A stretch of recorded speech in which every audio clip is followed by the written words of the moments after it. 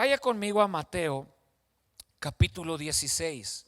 Hay luego ciertas citas bíblicas que Dios pone en mi corazón y las deja por largas temporadas. Y esta es una de ellas que recientemente Dios ha metido en mi corazón de una manera muy fuerte. Y desde el verso 13 dice: y al llegar a la región de Cesarea de Filipo, Jesús, estoy leyendo Mateo 16:13. Jesús preguntó a sus discípulos: ¿quién dice la gente que es el Hijo del Hombre? Ellos dijeron: unos dicen que es Juan el Bautista, otros que es Elías, otros que es Jeremías o alguno de los profetas. Y él les preguntó: ¿y ustedes quién dicen que soy? Simón Pedro respondió: tú eres el Cristo, el Hijo del Dios viviente. Entonces Jesús le dijo: bienaventurado eres, Simón, hijo de Jonás, porque no te lo reveló ningún mortal, sino mi Padre que está en los cielos. Y yo te digo que tú eres Pedro, y sobre esta roca, sobre lo que acabas de decir, edificaré mi iglesia, y las puertas del Hades no prevalecerán contra ellas. Y dice: y a ti te daré las llaves del reino. Diga conmigo: llaves del reino. Y todo lo que atares en la tierra será atado en los cielos, y todo lo que desatares en la tierra será desatado en los cielos. ¿Cuáles son las llaves del reino? ¿Y por qué Dios le dice a Pedro que todo lo que él ate en la tierra, Dios lo va a desatar en el cielo? ¿Cómo funciona? ¿Cómo opera en una situación de ese tipo? Cuando vamos al griego, que fue el idioma en el que se escribe esta cita bíblica, cuando Jesús le dice a Pedro: y las puertas del Hades no prevalecerán contra ella. Las puertas del Hades no prevalecerán. Se refiere, la palabra en griego quiere decir fuerzas superiores. En otras palabras, y las fuerzas superiores no prevalecerán contra la iglesia. ¿Cuántos saben que la Biblia dice que somos más que vencedores en Cristo Jesús? Pero ¿cómo opera en la realidad? Cuando usted y yo tenemos que enfrentar un problema, una crisis, una situación, ¿cómo opera en la iglesia el poder de Dios para que en realidad las fuerzas superiores no puedan prevalecer contra nosotros? Porque cuando vamos a ver hacia la vida, vamos a encontrar fuerzas superiores a nosotros. A veces esa fuerza superior es los amigos. Los amigos que hacen presión, que empujan hacia lo malo, que empujan hacia lo que no es agradable delante de Dios. A veces esa fuerza superior es un hábito en nosotros, el cual no podemos romper, no podemos quebrar. A veces es un pecado en nosotros que no podemos romper, que no podemos deshacernos de él. A veces puede ser un problema en nuestro carácter. Podrían ser muchísimas cosas, esas fuerzas superiores contra las que peleamos todos los días, y que realmente, si somos honestos, no va a cambiar nunca. Los problemas en la vida es lo único que tenemos garantizado. La guerra en nuestra vida siempre va a existir, sea personal, sea de familia, sea de trabajo, como sea. Entonces, ¿cómo podemos sobreponernos a las pruebas? Bueno, entendiendo que hay una guerra espiritual que todos y todo el tiempo peleamos. Cuando hablamos de familias y observamos a las familias, de hecho existen carreras especializadas en las universidades, como la sociología, para estudiar el comportamiento de la sociedad, para ver para dónde la sociedad va. Analizan la historia de las sociedades, de las comunidades, y observan cómo se comporta X sociedad. Cómo son los hispanos, cómo son los americanos, cómo es el africano, cómo es el caribeño, cómo se comportan diferentes grupos sociales. La psicología trata también de entender el comportamiento del individuo, y los psicólogos tratan de comprender el por qué reaccionamos como reaccionamos, el por qué vivimos como vivimos. La neurociencia trata de estudiar el cerebro para saber, para tratar de entender el comportamiento de esta masa encefálica que está escondida aquí adentro de nosotros, para tratar de descifrar, aunque sea desde la perspectiva de la ciencia, un poquito el comportamiento de los seres humanos. Pero hay algo más que eso, que no podemos ignorar. Y ese algo más es lo espiritual. Es el mundo de lo espiritual. He titulado esta enseñanza, este mensaje, La guerra de dos mundos. Y quiero que vayamos primero a Éxodo capítulo 6, verso 10. Cuando Dios va a sacar al pueblo de Israel de Egipto, va a empezar a un proceso. Diga conmigo un proceso. Diga conmigo un proceso.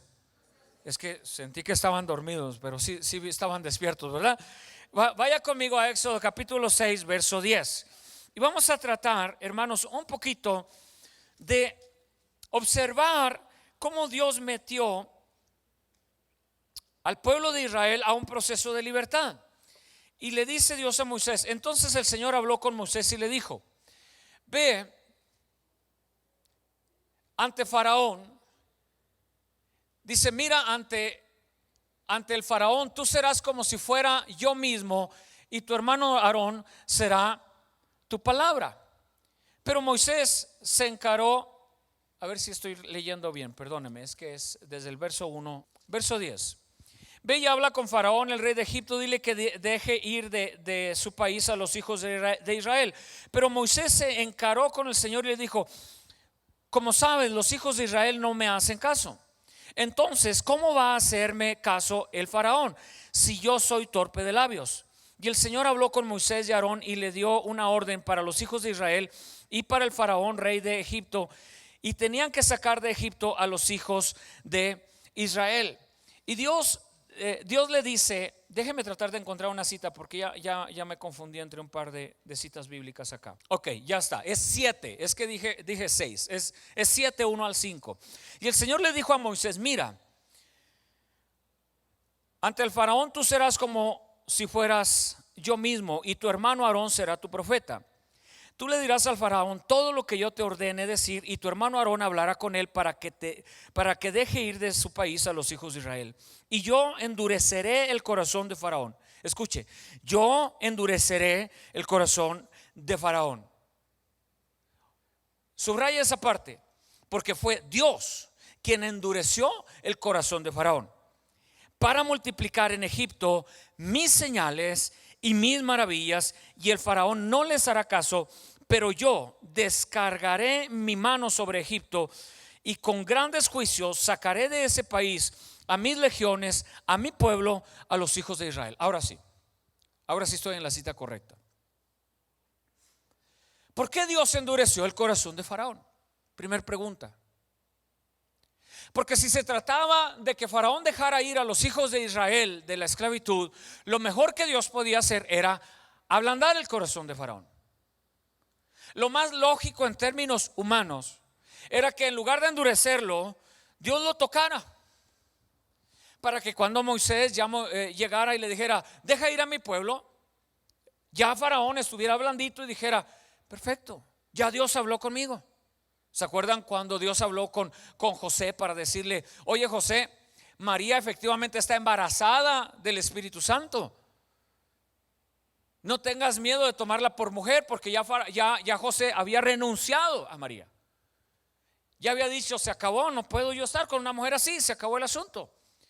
Pero Dios habló con José, ablandó su corazón, le hizo entender razones, y José se casó con María, y así nació Jesús. ¿Por qué Dios no pudo haber ablandado el corazón de Faraón? ¿Por qué razón? Dios le dice: yo endureceré el corazón de Faraón. ¿Y por qué razón fueron necesarias las plagas para doblegar el corazón de Faraón? Número 1, porque Dios tenía que demostrar tanto a Faraón como al pueblo de Israel que no hay Dios sobre la tierra como Él. En primer lugar, Dios tenía que manifestar que su autoridad y que su poder era superior a los dioses de los egipcios.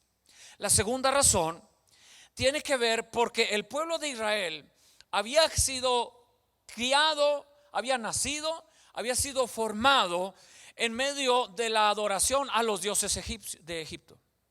Y en medio de la influencia de la adoración a los dioses de Egipto, ellos crecieron con mentalidad de esa influencia, con hábitos de esa influencia.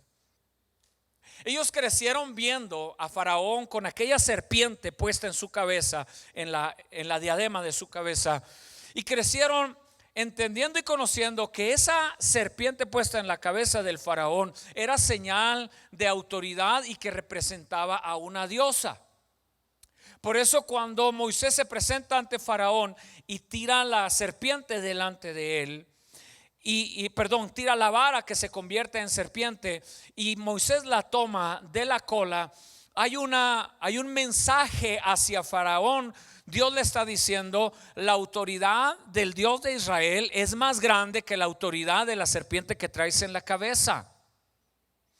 Cuando empiezan las plagas, la primer plaga es la de convertir el agua en sangre. Y esto tiene que ver con que el pueblo de Israel consideraba al río Nilo un dios. Y Dios estaba manifestando que Él tenía autoridad sobre lo que ellos consideraban un dios. Y cuando vamos analizando cada una de las plagas, nos vamos a dar cuenta que cada una de ellas está relacionada con deidades, con dioses de los egipcios. Entonces, cuando Dios trae plagas sobre la tierra de Egipto, lo que Dios está haciendo es quebrantando una plaga a la vez el poder, entre comillas, que tenían los dioses de Egipto sobre tanto los egipcios como sobre Israel. Recordemos que Israel tenía 430 años viviendo ahí. Recordemos que hay una historia detrás de ellos en la cual ellos es todo lo que han visto, es esas huestes y esas potestades que gobiernan en la tierra de Egipto. Ahora sí, déjeme entrar al terreno de huestes y potestades. Permítame voy a manejar varias citas bíblicas. Yo les recomiendo que si trae con qué anotar, por favor tome nota, porque voy a hablar de la realidad de la existencia de los ángeles y los demonios, de lo que es la realidad de la existencia de lo que Pablo escribe en la carta a los Efesios capítulo 6, diciendo que hay huestes, que hay potestades, que hay autoridades en los lugares, en los aires. Vaya conmigo a Efesios capítulo 6 verso 10. Y Pablo escribe aquí, dice: por lo demás, hermanos míos, manténganse firmes en el Señor y en el poder de su fuerza. Revístanse de toda la armadura de Dios para que puedan hacer frente a las acechanzas del diablo. Comencemos por ahí. Mucha gente no cree en la existencia del diablo. Hay gente que dice eso es un mito de la iglesia cristiana, ese es un mito de la Biblia. Pero el diablo es tan real como lo es Dios. Cuando nosotros analizamos la escritura, el origen del diablo, según lo leemos, creo que es Ezequiel capítulo 14. Usted lo puede leer en su casa. Cuando nosotros leemos cuál es el origen del diablo, dice la Biblia que era llamado Lucero, de la mañana. Era uno de los principales ángeles en el cielo, tenía autoridad, y debajo de él existía también una multitud de ángeles que estaban bajo su autoridad. Dice la Biblia que un día se rebeló contra Dios, quiso asumir el trono, quiso tomar el lugar de Dios, y Dios lo echó del cielo, y junto con él una tercera parte de los ángeles. Y toda esa tercera parte es lo que conocemos como demonios. Esos demonios tienen varias clasificaciones. esos demonios o gobiernan y operan en diferentes regiones con diferentes niveles de autoridad. El diablo no es omnipotente como Dios. En otras palabras, el diablo no lo puede todo. El diablo no es omnipresente.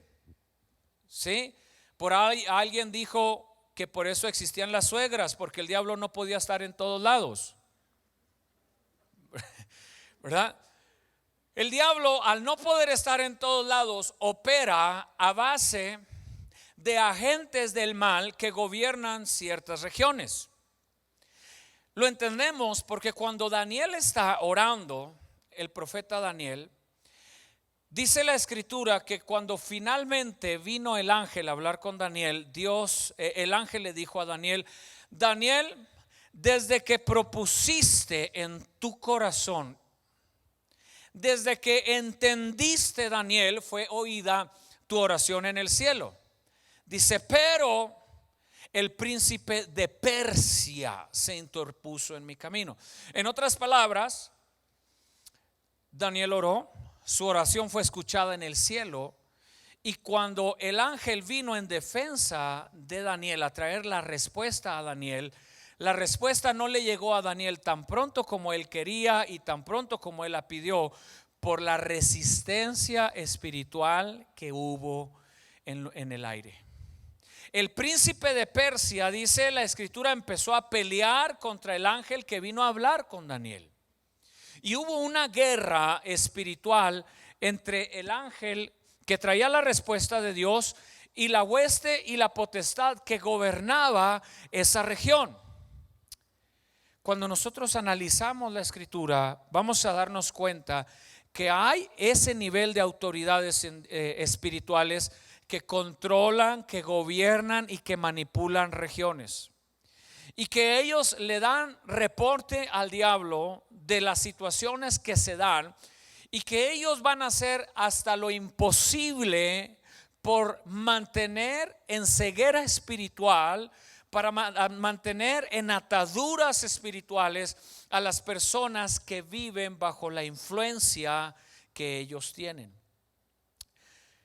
Leamos un poquito más adelante Efesios capítulo 6 verso 10, y dice: la batalla que libramos no es contra gente de carne y hueso, sino contra principados. Ese es un nivel de autoridad, principados. Potestades es otro nivel de autoridad en los demonios, y contra los que gobiernan en las tinieblas de este mundo, y contra huestes espirituales de maldad en las regiones celestiales. Entonces encontramos tres diferentes niveles de autoridad: principados, potestades y huestes. Cuando nosotros querramos entender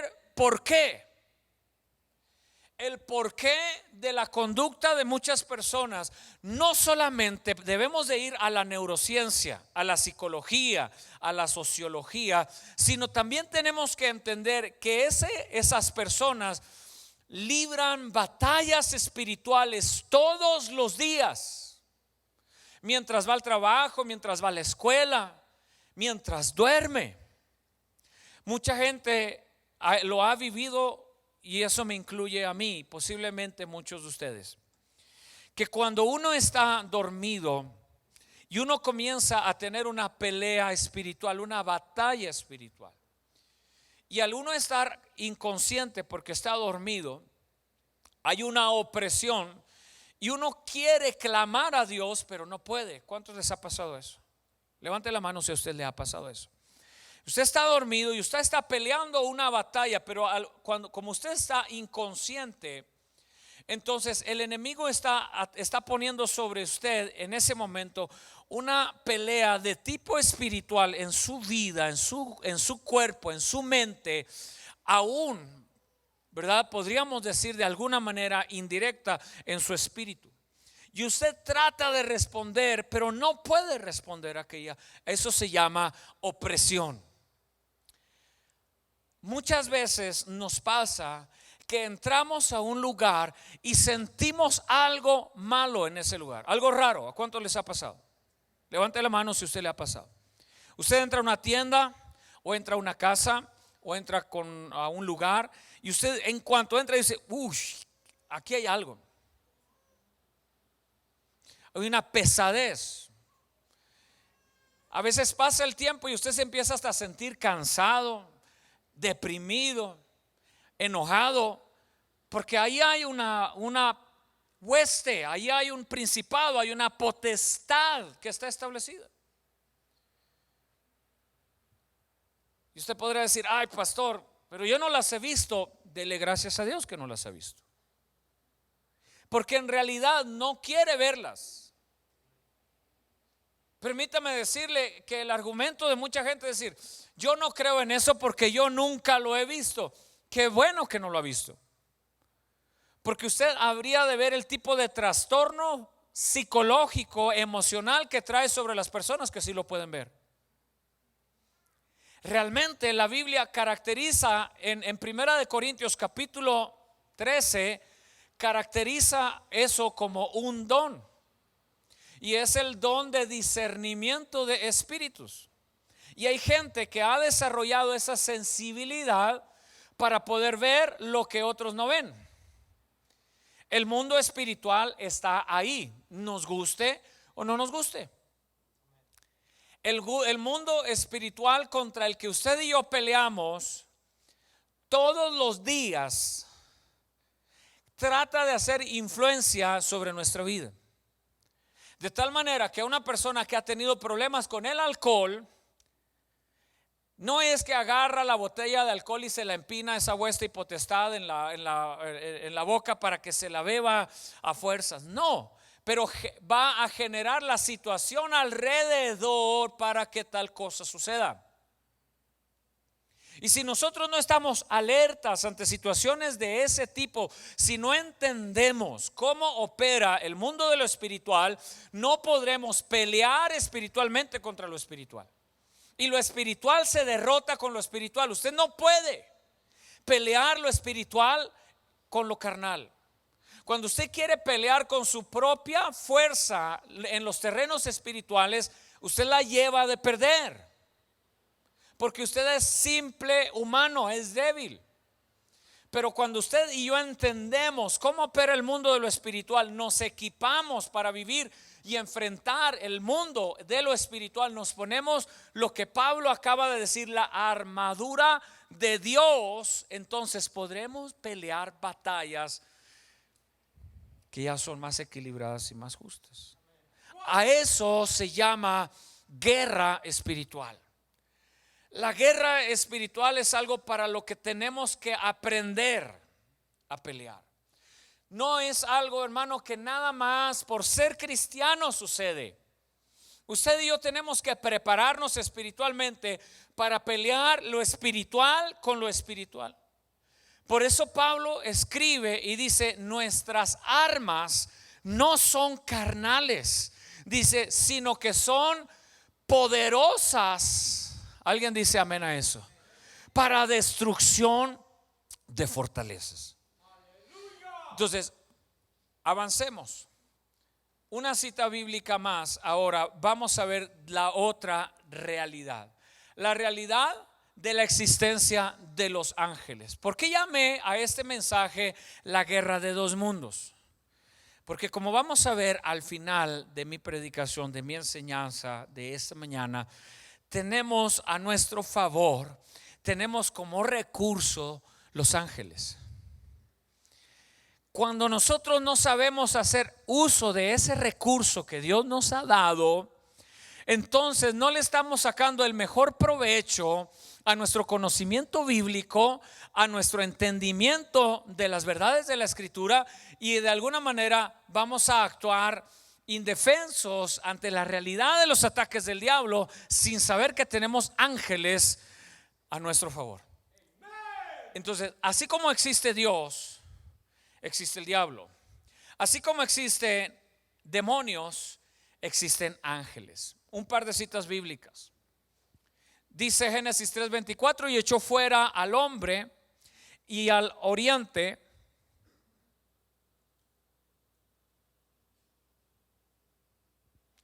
Si me hacen el favor, please.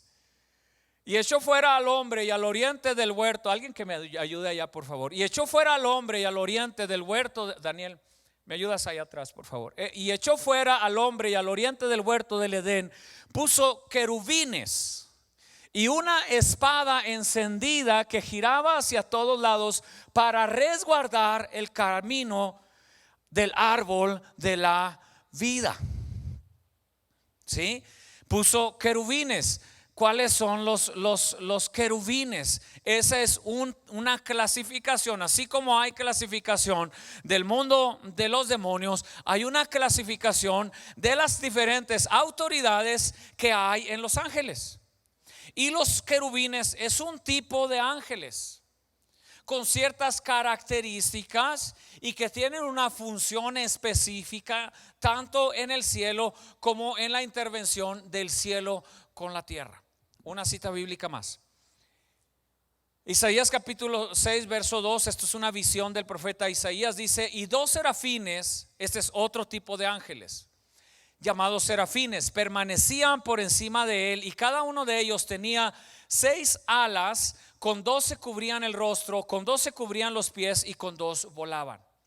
Esta es otra clasificación de ángeles. Una característica, la palabra serafín en hebreo está relacionada con el fuego, con algo encendido. Los serafines, en este caso, tienen características. Dice que tenían 6 alas, con 2 cubrían su rostro, con 2 cubrían los pies y con 2 volaban. Esas son las características de lo que la Biblia describe a los ángeles. Una cita bíblica más, primera de Pedro capítulo 3 verso 22. Y está hablando de Jesucristo, quien subió al cielo y está a la derecha de Dios, y a quien están sujetos, mire, los ángeles y las autoridades y las potestades. Entonces el cielo está organizado, el cielo está estructurado. Dios es un Dios de orden, Dios es un Dios de autoridad. Al ángel con más jerarquía que nosotros encontramos en la Biblia se le llama arcángel. ¿Cuántos saben cómo se llama? El arcángel Miguel. Entonces, Satanás solía ser un querubín, así lo describe la escritura. También un arcángel.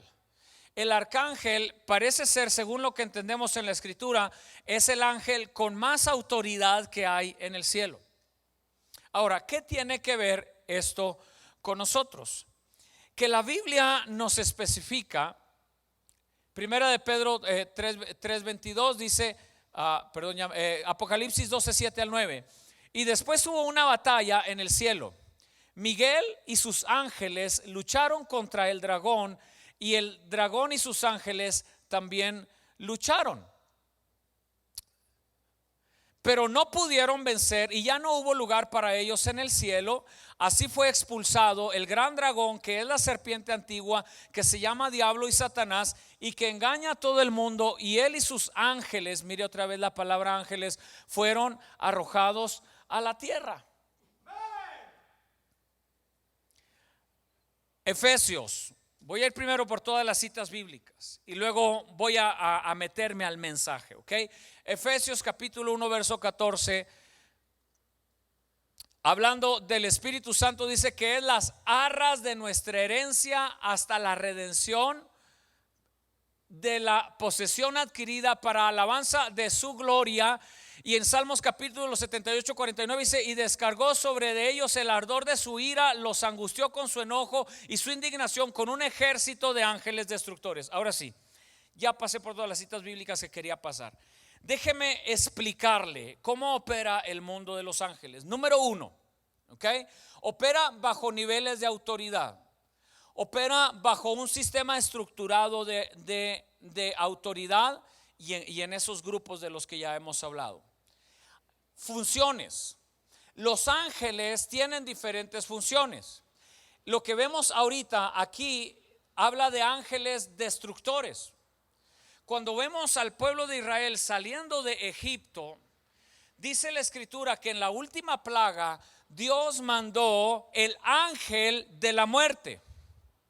Entonces tenemos que entender que lo mismo Dios puede usar ángeles para protegernos, para defendernos, para ayudarnos, que Dios tiene también ángeles destructores. Cuando nosotros analizamos el libro de Apocalipsis y la manera en que las últimas profecías se van a cumplir, vamos a descubrir que Dios va a usar diferentes tipos de ángeles, que muchos de ellos van a traer destrucción a la tierra. Muchos de ellos. Cuando usted lea Apocalipsis, preste atención a ese detalle de cómo Dios va a usar ángeles para destrucción. Entonces, los ángeles que Dios tiene, y no estoy hablando de demonios, estoy hablando de los ángeles del cielo que Dios puede usar también para destrucción. Por eso dice la Biblia que horrenda cosa es caer en manos de un Dios vivo. Porque el mismo Dios que tiene ángeles para ayudarnos es el mismo Dios que tiene ángeles para destruir al ser humano. Porque la Biblia nos dice que Dios es amor, pero también nos dice que es Dios de justicia y que no tendrá nunca por inocente al culpable. ¿Qué lugar tiene todas estas citas bíblicas y la realidad de la existencia de demonios como la realidad de la existencia de ángeles en nuestra vida? ¿Por qué le estoy hablando a usted de esto? Porque cuando vemos al pueblo de Israel saliendo de Egipto, lo primero que Dios tuvo que hacer fue quebrantar la autoridad de los dioses de Egipto sobre el pueblo de Israel. Hasta que nosotros no entendamos y comprendamos que se tiene que romper la autoridad que las huestes y potestades tienen sobre nuestra familia no va a poder ser salva. Hasta que no entendamos y comprendamos que esas huestes y potestades de alcoholismo en una familia, hasta que sean quebrantadas y doblegadas, nuestros seres queridos no podrán dejar el alcohol. Hasta que no comprendamos que las huestes y potestades de violencia familiar, hasta que no comprendamos que esas principados y huestes y potestades tienen que ser derrotadas, hasta entonces las cosas no van a cambiar en ningún lado. Cuando nosotros observamos el comportamiento del ser humano, vamos a observar que se repiten los mismos patrones de conducta de padres a hijos. Y hasta hemos sacado un dicho que dice: hijo de tigre, pintito, ¿verdad? O decimos: de tal padre, tal hijo. Entonces, ¿qué tenemos que hacer?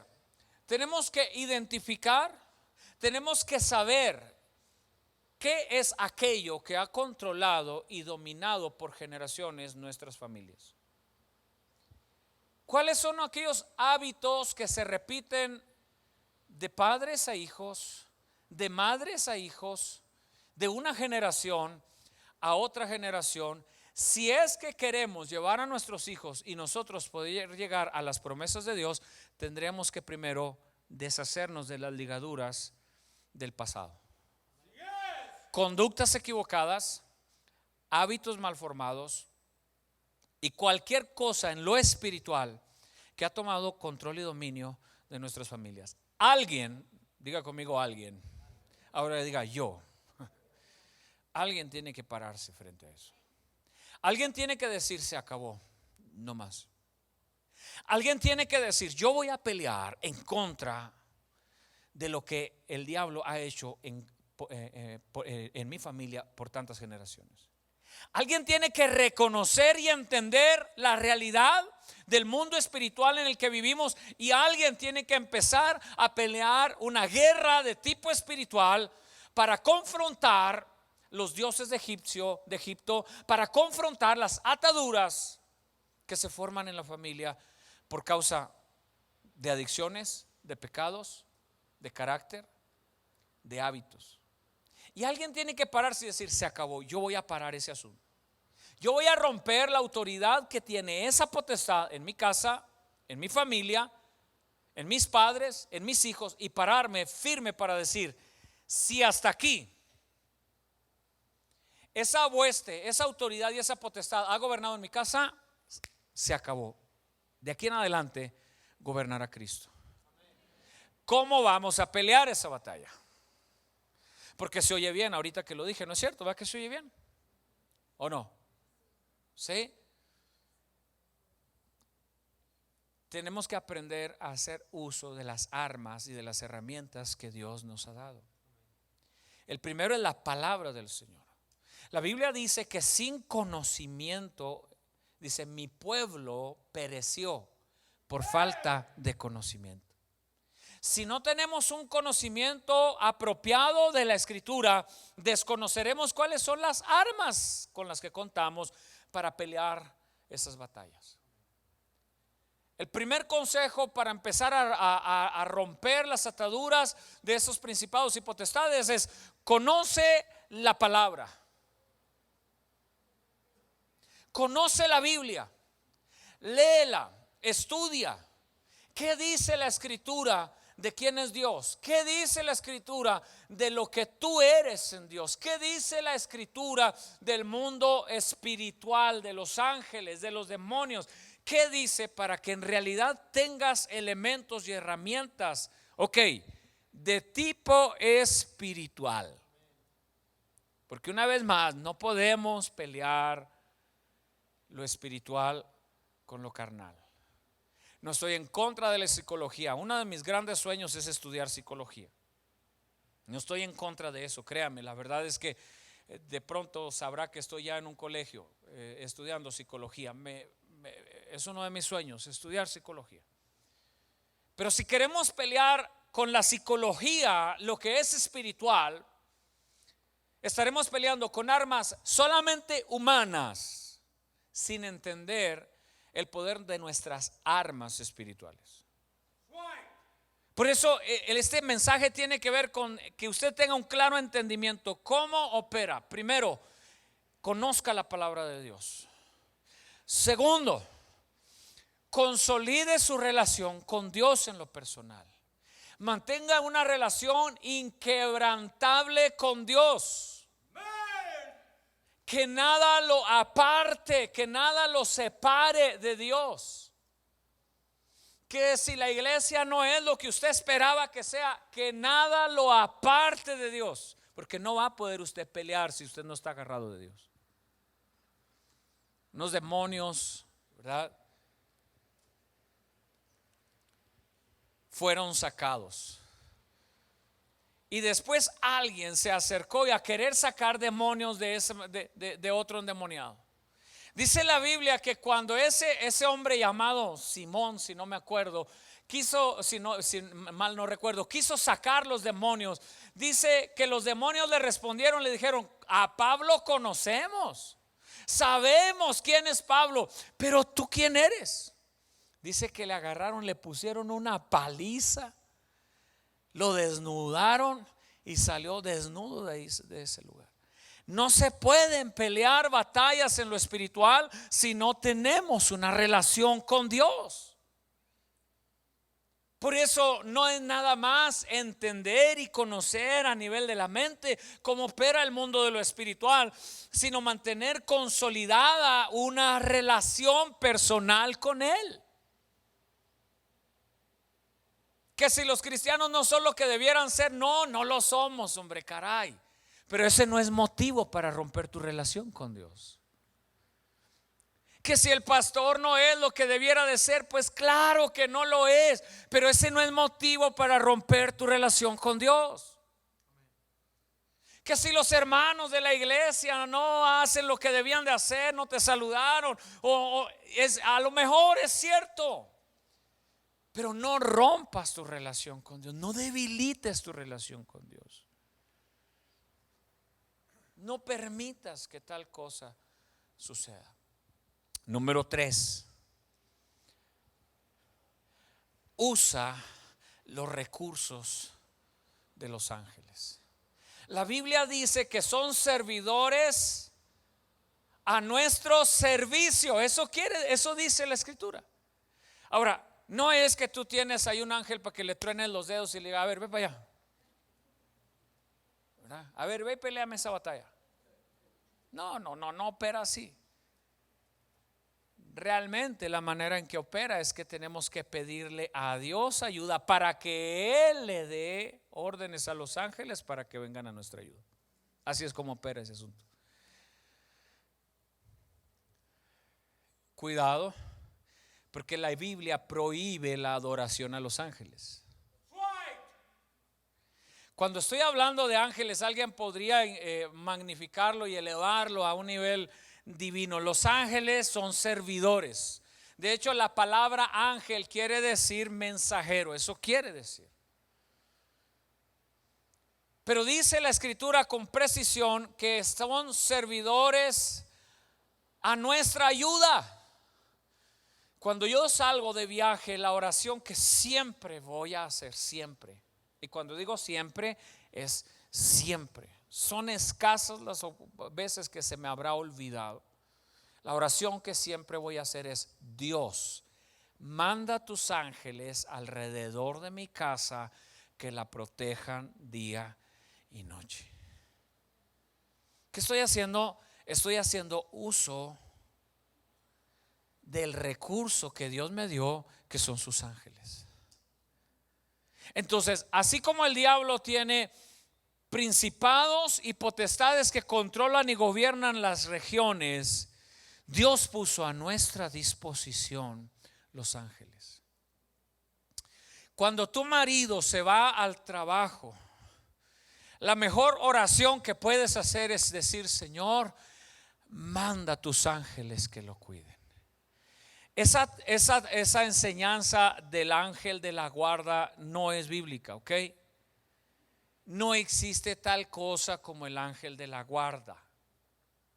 Existen ángeles, pero el ángel de la guarda no es realmente una enseñanza bíblica.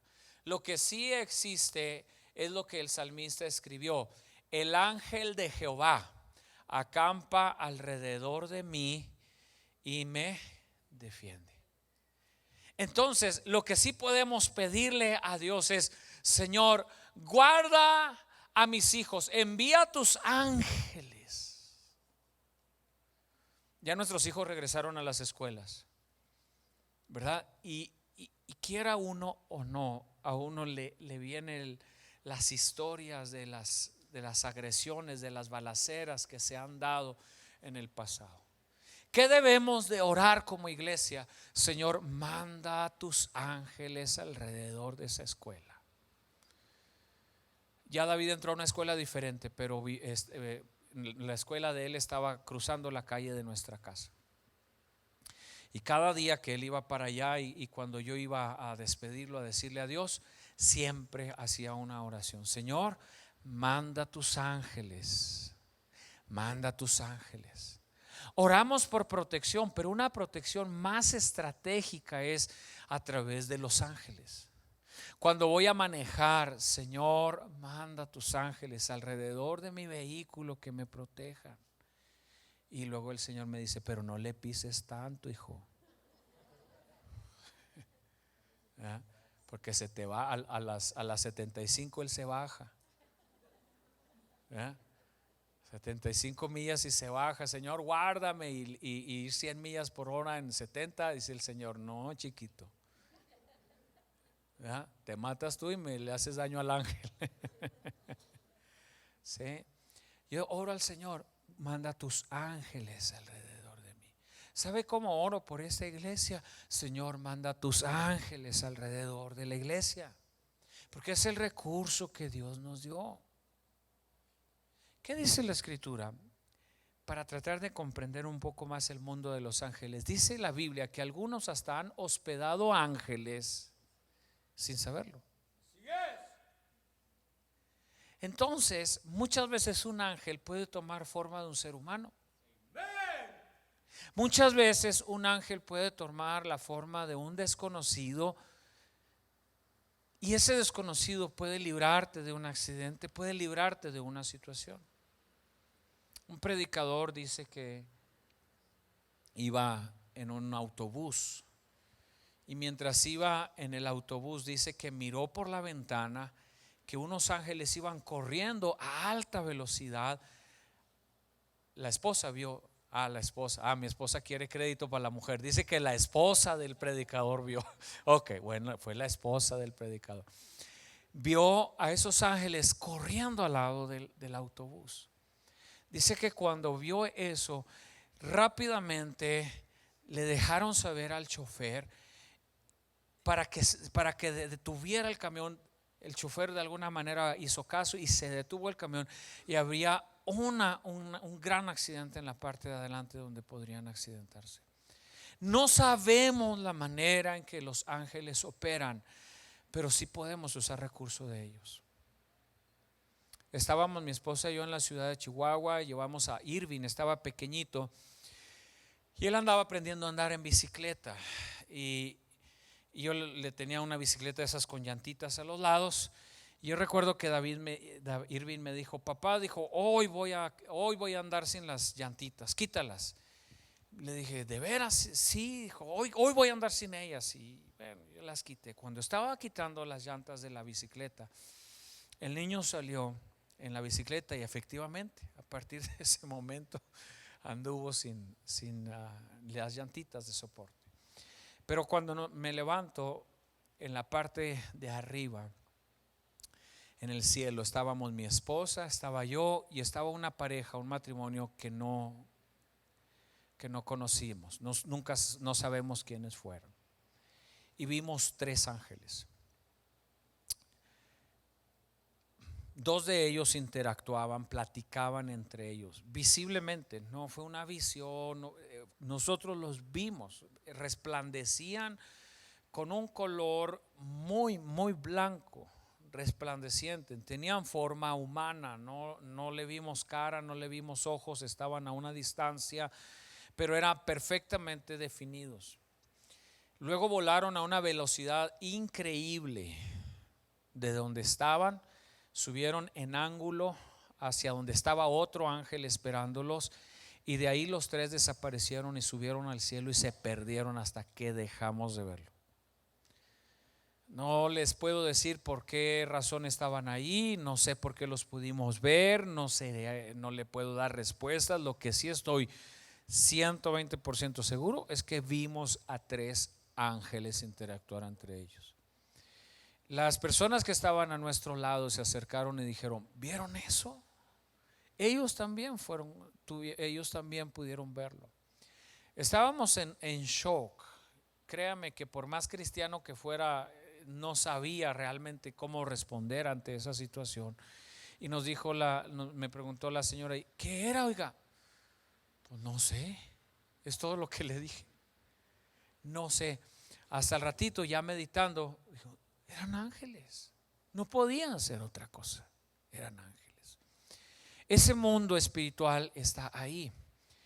Quizás nos pueda causar temor hablar de los demonios, de los principados, de las potestades, de la influencia que tienen en las regiones, pero nos debe de causar muchísima esperanza que Dios los puso ahí para nosotros. Póngase sobre sus pies, porque voy a terminar con una cita bíblica a través de la cual quiero asegurarme de que al salir de este lugar usted pueda sentirse que tiene ese recurso y que a pesar de lo difícil que puede ser nuestra vida cristiana, nuestra vida común y el poder llegar de Egipto a la tierra prometida, tenemos esperanza, que Dios prometió estar con nosotros, que si bien hay guerras y batallas espirituales que usted y yo peleamos y que usted y yo enfrentamos todos los días, y si bien hay hábitos y si bien hay maldiciones que se han heredado de una familia a la otra, de una generación a la otra, también la Biblia nos dice, hermanos, lo siguiente: ahora bien sabemos que Dios dispone todas las cosas para bien para los que lo aman, es decir, de los que Él ha llamado de acuerdo a su propósito, porque a los que antes conoció también los predestinó para que sean conforme a la imagen de su Hijo, para que Él sea el primogénito entre muchos. Y a los que predestinó también los llamó, y a los que llamó también los justificó, y a los que justificó también los glorificó. ¿Qué más podemos decir? Que si Dios está a nuestro favor, nadie podrá estar en contra de nosotros. ¿Alguien da gloria a Dios por eso? Fíjese lo que Pablo está diciendo en la dimensión de lo espiritual. Está diciendo, si lo tuviéramos que traer al contexto de esta predicación, sí es cierto, hay demonios, hay principados, el diablo es real, el mundo de las tinieblas es real. Pero si Dios con nosotros, ¿quién contra nosotros? Y el que no escatimó, dice, ni a su propio Hijo, ¿cómo no nos dará juntamente con Él todas las cosas? Verso 35. ¿Y quién podrá separarnos del amor de Cristo? Tribulación, angustia, persecución, hambre, desnudez, peligro, espada, como está escrito: por causa de ti siempre nos llevan a la muerte, somos como ovejas llevadas al matadero. Sin embargo, en todo esto somos más que vencedores por medio de aquel que nos amó. Alguien da gloria al Señor. Por lo cual, dele ese aplauso a Jesucristo.